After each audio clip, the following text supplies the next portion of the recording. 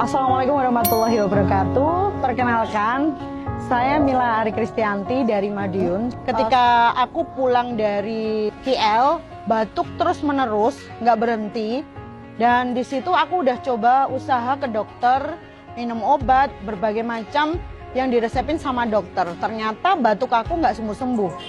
Ternyata batuk ini sampai ke asam lambung. Jadi asamnya naik, akhirnya menyebabkan batuk ini terus-menerus ketika waktu tidur malam hari. Saya juga udah ke THT nih ya. Waktu saya ke dokter, ke THT, dikasih obat lagi. Ternyata juga nggak mempan. Kemudian waktu pertama kali nyobain Fitsol, yang saya rasakan adalah telinga saya tuh berdenging sekitar 15 menitan lah. Habis gitu rasanya mulai nyaman. Alhamdulillah luar biasanya adalah batuk saya yang dari perjalanan Madiun ke Ponorogo itu udah nggak nyikil ya. Kalau kita ngomong orang Madiun tuh nggak terus-menerus.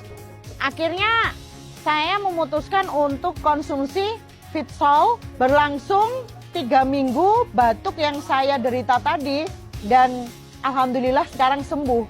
Bahkan 1 minggu setelah ke dokter saya disuruh kontrol. Saya di WA, kok nggak kontrol? Saya jawab, udah sembuh dok.